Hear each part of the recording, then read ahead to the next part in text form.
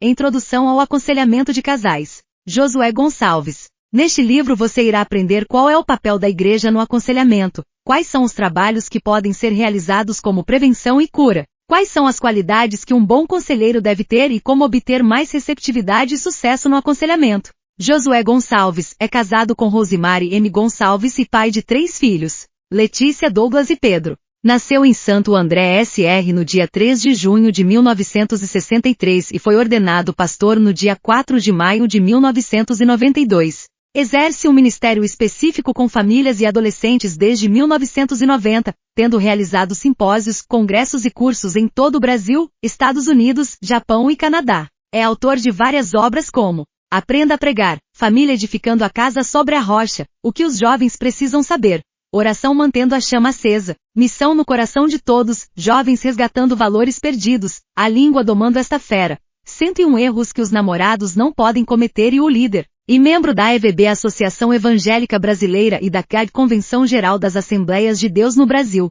Exerce o cargo de diretor da editora Mensagem para Todos. As igrejas locais devem ser consideradas não igrejas de indivíduos, mas primordialmente igrejas de famílias. Joseph Hall. A igreja deve ser uma comunidade de estímulo. Fred Catherwood. A igreja é o só corpo. Você não pode tocar o dedo do pé sem afetar o corpo inteiro. Friedrich Toluck. Introdução. O que a igreja deve estabelecer quanto ao tratamento dado aos casais? Quando nos propomos a discutir o tema o tratamento dado aos casais na igreja, algumas perguntas são necessárias para reflexão. Qual a consciência da igreja como comunidade terapêutica? O que a igreja está fazendo de prático e eficaz na busca de solução para os casais e os casamentos em crise? Seria correto ter na igreja um ministério trabalhando de forma específica com casais? Por que são poucas as igrejas que fazem um trabalho eficiente de prevenção com os noivos? A igreja é responsável pela formação de seus membros em todas as áreas? A dimensão da crise de relacionamento de casais dentro das igrejas hoje é tão grande,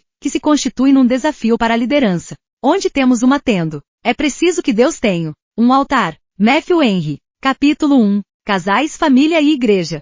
Compromisso com prioridades ajustadas. Uma igreja com propósitos sérios tem compromisso com prioridades ajustadas. E, sem dúvida, uma das mais urgentes diz respeito a esta questão. O que fazer para salvar casamentos em crise e fortalecer aqueles que estão bem encaminhados? A compreensão sobre a importância do casamento na visão de Jesus faz com que a igreja ajuste sua lista de prioridades segundo a vontade de Deus. Seria por acaso que Jesus realizou seu primeiro milagre público em uma festa de casamento? Jó 2.11. Com certeza não.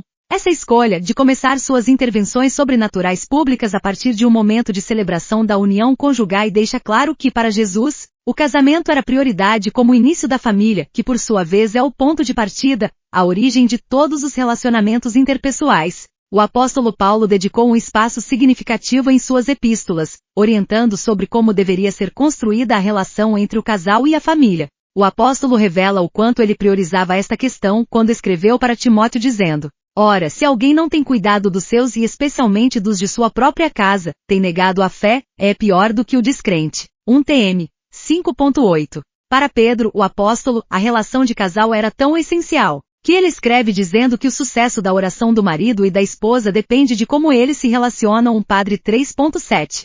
Só é possível a igreja desenvolver um projeto com casais que seja eficiente e eficaz, a partir do momento em que houver compreensão da importância de se estabelecer um relacionamento verdadeiro, honesto e franco entre eles, tratando de seus dilemas como prioridade. 2. E preciso trabalhar, conhecendo a realidade. Segundo o Dr. Gary Hua Collins, um grupo de pesquisadores entrevistou indivíduos que haviam procurado ajuda para algum tipo de problema. Cerca de 1/5 dos problemas estava ligado à dificuldade de ajuste pessoal, 12% dos aconselhados tinham problemas com os filhos, mas uma enorme faixa 42%, quase metade dos entrevistados afirmou que os problemas estavam centralizados em seu casamento. A revista semanal Veja, em uma matéria sobre relacionamento conjugal, informou que, segundo o IBGE, 60% dos casamentos nos Estados Unidos terminam em divórcio, e 40% na Inglaterra. No Brasil, em 1985, de cada 9 casamentos, um terminava em divórcio. Já em 1995, de cada 4, um terminava em divórcio.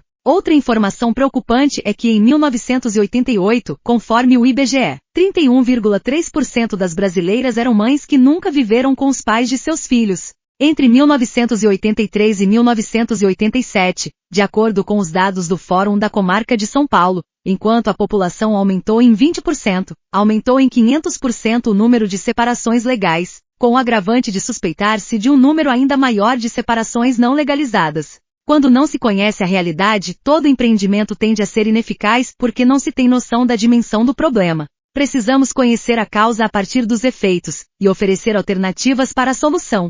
3. O desafio das mudanças. Família de ontem x. Família de hoje. As mudanças na célula mater da sociedade. A família exige da igreja um enfrentamento dos problemas de forma estratégica e inteligente. A família mudou por causa das novas realidades e necessidades que forçaram-na a uma adaptação. Pense na família de anos atrás, quando os quintais com árvores eram um paraíso das crianças, a natureza era a companheira inseparável de todos, desde o bebê até o vovô. Não havia TV, videogame, micro-ondas, celular, etc. Havia mais tempo para as pessoas estarem juntas para o diálogo. Apesar de não haver toda esta tecnologia de hoje, a família tinha um estilo de vida mais interessante. As mudanças também têm a ver com fatores sociais e econômicos. Hoje a família deixou de ser patriarcal, onde os filhos casavam e continuavam próximos dos pais, para ser nuclear, onde os poucos filhos demonstram tendências bem cedo de buscar outros lugares para morar, quer por opção pessoal ou por necessidade. Além de tudo isso, temos o desemprego, a mulher trabalhando fora, a crise moral, etc. Em nossa sociedade moderna, os problemas se agravam ainda mais pelo conceito distorcido sobre o matrimônio. A facilidade do divórcio faz com que muitas pessoas banalizem o casamento. Em geral, o casamento é visto com menos seriedade e a família mudou seu jeito de ser. No entanto, as famílias continuam a existir e as pessoas continuam se casando. Diante desta realidade, se a igreja perder a visão da atenção aos problemas das famílias hoje, oferecendo espaço para orientação e soluções, amanhã essa igreja estará com a sua missão de ajuda e de reconciliação seriamente comprometida. 4. Igreja. Comunidade terapêutica. Quando lemos o livro de Atos e as epístolas, fica explícito que a igreja não era apenas uma comunidade de evangelização, de ensino e de discipulado, mas também servia como uma comunidade terapêutica. Um fator importante é que hoje, os profissionais de saúde mental passaram a valorizar grupos terapêuticos em que os membros se ajudam uns aos outros, promovendo apoio, desafio, orientação e encorajamento que não seria possível de outra forma. Não basta curar, é necessário prevenir. Há um ditado muito conhecido que diz: e melhor prevenir do que remediar. O verbo prevenir significa vir antes, chegar antes, acautelar-se, impedir, etc. Remediar significa emendar, reparar, dar remédio, minorar, etc. Para ficar mais claro, vamos usar a figura do sanitarista e do bombeiro.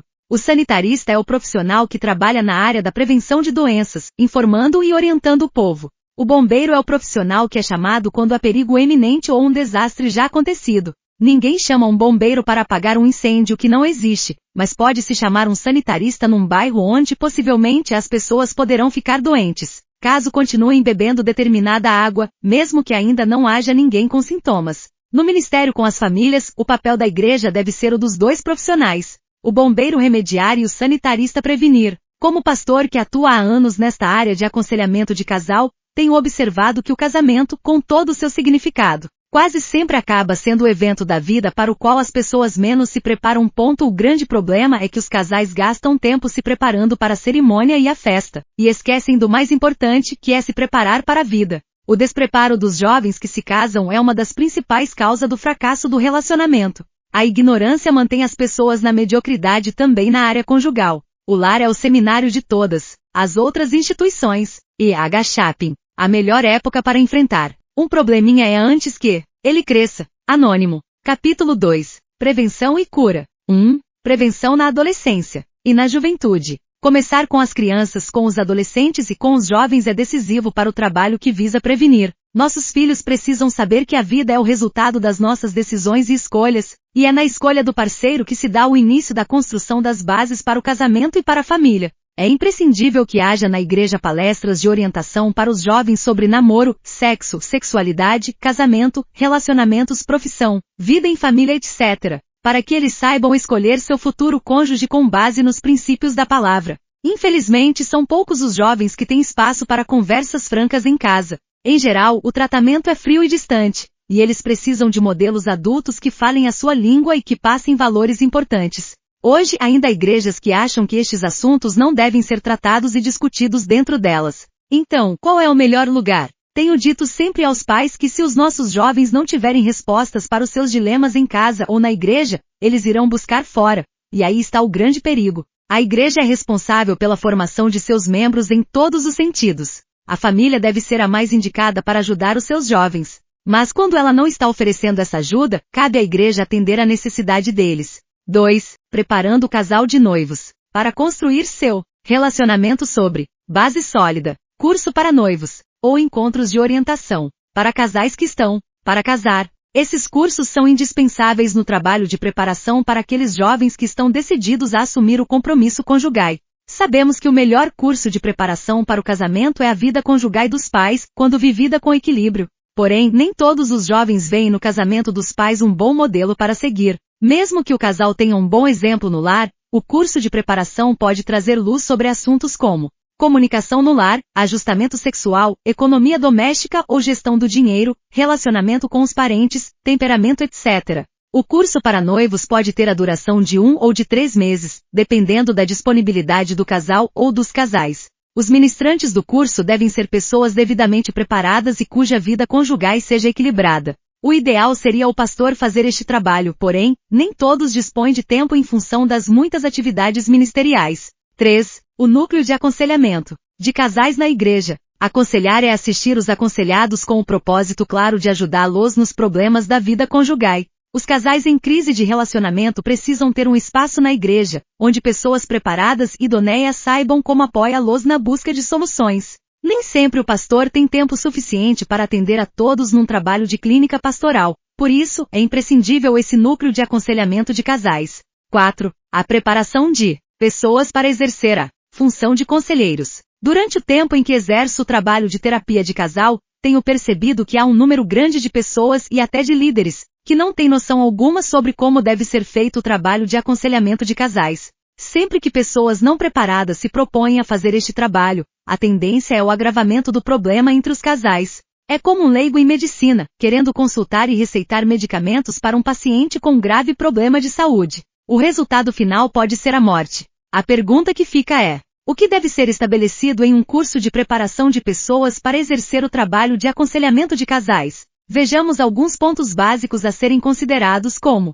os objetivos do aconselhamento de casais, o perfil do conselheiro eficaz, e como fazer o trabalho de aconselhamento de casais. 5. Objetivos do aconselhamento de casais. E é essencial que tanto o conselheiro quanto o aconselhado estabeleçam alvos definidos para o aconselhamento, a fim de que saibam onde desejam chegar. Jesus tinha 2 alvos para os indivíduos que ajudava: vida abundante na terra e vida eterna no céu. Jó 3.16, 10.10. A função do conselheiro é a mesma: mostrar às pessoas como ter uma vida abundante, vida com qualidade, e apontar a vida eterna. Sabemos que muitos cristãos sinceros terão uma vida eterna no céu, apesar de não experimentarem vida abundante na terra. Quando se está aconselhando uma pessoa não salva, o aconselhamento serve como um trabalho de pré-evangelização. Outros alvos que o conselheiro deve ter em mente são: 1. Levar o aconselhado a compreender a si mesmo. Todo processo de cura interior passa obrigatoriamente pelo caminho da autocompreensão. Isso tem a ver com a restauração da autoestima e autoimagem, que muitas vezes é o início da solução do problema. 2. Desenvolver a capacidade de comunicação do casal. A dificuldade em comunicar sentimentos, pensamentos e atitudes tem sido o ponto de tensão em muitos relacionamentos. O conselheiro deve ajudar o casal a aprender a se comunicar de forma eficaz. 3. Modificação do comportamento através do aprendizado. Tudo o que sabemos sobre relacionamento, certo ou errado, foi aprendido. É necessário que o conselheiro leve o aconselhado a desaprender o comportamento que é errado e destrutivo e aprender meios mais construtivos de agir e de se comportar. A pessoa ajudada precisa ser incentivada a avançar na prática do que está aprendendo. Jesus deixou claro que não basta aprender, é preciso praticar. NT 7.24. 4. Autorrealização. Levar o aconselhado a maximizar o seu potencial. Sem dúvida, é em Cristo que nossa vida se completa, e o potencial é maximizado através do poder do Espírito Santo, que nos leva à maturidade espiritual. 5. Encorajamento. É durante este período de apoio que as pessoas se sentem fortalecidas e remobilizam seus recursos pessoais e espirituais, a fim de enfrentar corajosamente os problemas da vida. Capítulo 3. O perfil do conselheiro. Nenhum outro modelo se equipara a Jesus quando se trata de aconselhamento. Sua personalidade, seu conhecimento e sua habilidade capacitaram-no eficazmente para assistir às pessoas que precisam de ajuda. Jesus, como mestre da sensibilidade, fez uso de técnicas de aconselhamento, de acordo com a situação, com a natureza do aconselhado e com o problema específico. Em algumas situações, ele ouvia cuidadosamente as pessoas, sem dar muita orientação às claras, mas, em outras ocasiões, ele ensinava incisivamente. O mestre sempre encorajava e apoiava, embora também confrontasse e desafiasse. Como conselheiro, ele era absolutamente honesto, profundamente compassivo, altamente sensível e espiritualmente amadurecido. Quais devem ser as qualidades que definem o perfil de um conselheiro eficaz? 1. Amor. Gordon Alporta, professor da Universidade de Harvard, escreveu: o amor é incomparavelmente o maior agente psicoterapêutico. Algo que a psiquiatria profissional não pode criar por si mesma nem liberar. Eis a razão porque muitas vezes o conselheiro secular não pode suprir o amor necessário ao aconselhado e é incapaz de receber amor que este quer lhe dar. A Igreja de Cristo oferece uma abordagem para a vida baseada inteiramente no amor. Portanto, pode ajudar onde o aconselhamento secular fracassa. Aqui está o desafio que deve levar o conselheiro cristão a refletir. Se o meio eficaz de ajudar é amar, o mesmo deve pedir a Deus para amar as pessoas necessitadas, concedendo-lhes mais amor. 2. Preocupação sincera e sem excesso pelo aconselhado. Ao tratar com a mulher samaritana, Jesus não aprovou seu comportamento pecaminoso, porém respeitou e a tratou como uma pessoa de valor. 4. Essa atitude de interesse e cordialidade deve ser demonstrada pelo conselheiro, para que seu trabalho seja eficaz. 3. Honestidade sem confrontação impiedosa. O conselheiro deve ser alguém cuja sinceridade seja uma das marcas do seu caráter. Alguém que evite o fingimento e que nunca pense ou sinta uma coisa e diga outra completamente diferente. 4. Empatia, sensibilidade. Se o conselheiro não for sensível, não haverá compreensão empática com os problemas do aconselhado. A eficácia do trabalho de aconselhamento de casal depende da capacidade do conselheiro de sentir com o aconselhado. 5. Domínio próprio. Uma pessoa indisciplinada emocionalmente não pode fazer o trabalho de aconselhamento. Isto porque poderá, com facilidade, envolver-se com o aconselhado de forma prejudicial. O conselheiro deve ser sensível aos problemas do aconselhado, mas jamais se envolver emocionalmente. Estas são apenas algumas de tantas outras qualidades que devem definir o perfil de um conselheiro capaz. A liderança da igreja deve ser muito criteriosa para incluir uma pessoa na equipe de conselheiros que trabalham com casais. Andar em círculos não é a mesma coisa que fazer progresso. Há uma enorme diferença entre atividade e progresso. J. Blanchard. O amor de Deus pelos pecadores é maravilhoso, mas a paciência com os santos é um ministério ainda mais profundo. Henry Drummond. Capítulo 4. Como fazer o trabalho. 1. Atenção integral aos aconselhados. Através do olhar, da postura e de gestos naturais, o conselheiro deve demonstrar interesse e compreensão do problema que está sendo colocado. É preciso tomar cuidado com a distração causada pela fadiga, pela impaciência e pela preocupação com outros assuntos, bem como com devaneios e inquietações. Qualquer distração pode deixar transparecer desinteresse quanto ao problema do aconselhado. 2. Ouvir. A ajuda aos casais em crise é uma tarefa difícil que exige, sobretudo, o saber ouvir. Isso implica mais do que a recepção passiva de mensagens. Segundo o psiquiatra A. Nicholi, para se ouvir de maneira eficaz é necessário a percepção dos próprios conflitos e solução dos mesmos, para evitar qualquer interferência com a livre expressão dos pensamentos e sentimentos do aconselhado. B. Não usar expressões que demonstre desprezo à história do aconselhado. C. Aguardar pacientemente durante períodos de silêncio e lágrimas, enquanto o aconselhado se refaça e aprofunde em assuntos penosos ou faz pausa para reunir seus pensamentos ou recuperar a compostura. D. Procurar ouvir, não apenas o que o aconselhado diz, mas o que ele está tentando dizer, e olhar de forma abrangente a pessoa e aguçar os ouvidos para captar as mensagens transmitidas pelo tom da voz, pela postura e por outras pistas não verbais. F. Fazer uma análise das próprias reações quanto ao aconselhado. G. Evitar desviar os olhos do aconselhado enquanto este fala. H. Sentar-se imóvel. I. Limitar o número de excursões mentais às próprias fantasias. J. Controlar os sentimentos em relação ao aconselhado, que possam interferir na atitude de aceitação e de simpatia, para que o conselheiro não faça juízos antecipados. E L. Compreender que é possível aceitar o aconselhado sem aprovar ou sancionar atitudes e comportamentos destrutivos para o mesmo ou para outros. Quando a pessoa que faz o trabalho de aconselhamento de casal ignora tudo o que foi colocado pelo psiquiatra A.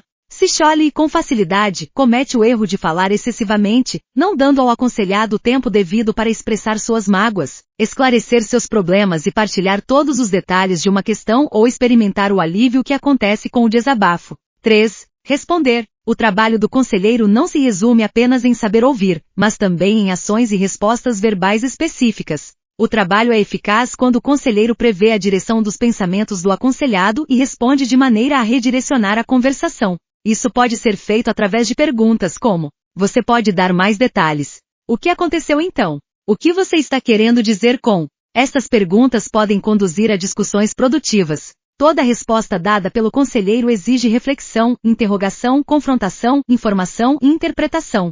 4. Ensinar. Não se esqueça de que o conselheiro é um educador, que ensina através da instrução e orienta o aconselhado à medida em que ele, ou ela, aprende a enfrentar os problemas da vida. Assim como os outros tipos pessoais de educação, o aconselhamento é mais eficaz quando as discussões são específicas e não vagas, focalizando situações concretas em lugar de alvos nebulosos. Conclusão. Ao concluir, deixo uma sugestão que é, na verdade, uma sutil reclamação para todos aqueles que são responsáveis pela escolha dos grandes temas e disciplinas que são estudadas, nos simpósios, congressos, convenções e escolas bíblicas para obreiros.